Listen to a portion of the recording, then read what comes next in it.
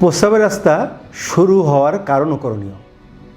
আমরা কিন্তু প্রস্রাবের রাস্তা সরু হওয়ার রোগী অনেক পাই। তো এগুলো দেখা যায় মূলত দুটি প্রধান কারণ। একটা হচ্ছে আয়াট্রোজেনিক বা বিনয় ক্যাথেটার বা অপারেশনের পরে হয়ে থাকে। ইনফ্ল্যামেটরি অর্থাৎ এই যে বিভিন্ন ধরনের সিফিলিস, গনোরিয়া বা যৌন রোগের কারণে কিন্তু এই প্রস্রাব রাস্তা সরু হয়ে যায়, যাকে বলি আমরা ইনফ্ল্যামেটরি স্ট্রিকচার।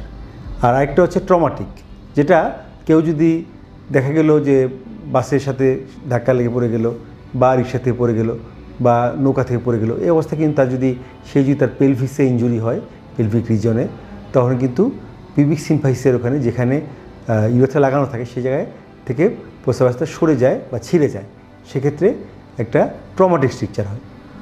তো এক্ষেত্রে দেখা যায় যে আমরা যে ইউরেথ্রাকে ভাগ করি যে অ্যান্টেরিয়র এবং পোস্টেরিয়র ইউরেথ্রা, যদি সামনের দিকে অর্থাৎ অ্যান্টেরিয়র ইউরেথ্রা, পেনাইল ইউরেথ্রাতে স্ট্রিকচার হয়, সেক্ষেত্রে আমরা দেখি যে আমরা প্রথমে যে ছোটো স্ট্রিকচার থাকে বা 2 সেন্টিমিটার চেয়ে কম, সেক্ষেত্রে অপটিক্যাল ইন্টারনাল ইউরেথ্রোটমি করি। কিন্তু যদি স্ট্রিকচারটা অনেক বড় লেন্থের হয়, সেক্ষেত্রে আমরা কিন্তু মুখ থেকে এই যে ঠোঁট থেকে চামড়া নিয়ে বা গাল থেকে চামড়া নিয়ে আমরা রিপেয়ার করি, যাকে বলি আমরা বাকাল মিউকাস গ্রাফট।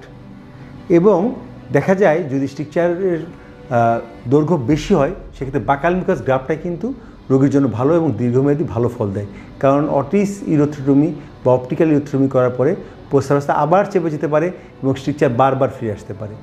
আর যদি বালবার ইউরেথ্রাতে ইনজুরি হয়, যদি ট্রমাটিক ইউরেথ্রা স্ট্রিকচার হয়, যাকে বলি আমরা পেলভিক ফ্র্যাকচার ইউরেথ্রাল ইনজুরি, সেক্ষেত্রে অ্যানাস্টোমোটিক ইউরেথ্রোপ্লাস্টি অর্থাৎ আমরা প্রস্রাব রাস্তাটা যে ছেঁড়া অংশ সেটাকে জোড়া লাগাই, সেটা কিন্তু একটা খুবই সেন্সিটিভ শল্য চিকিৎসা এবং সেটা অবশ্যই দক্ষ ইউরোলজি দিয়ে করতে হবে।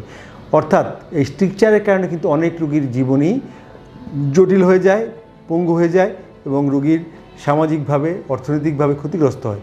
কাজেই স্ট্রিকচার হলে একজন দক্ষ অভিজ্ঞ ইউরোলজিস্টের শরণাপন্ন হতে হবে খুবই দ্রুত, এবং উনি আপনাকে পরীক্ষা নিরীক্ষা করে দেখবেন।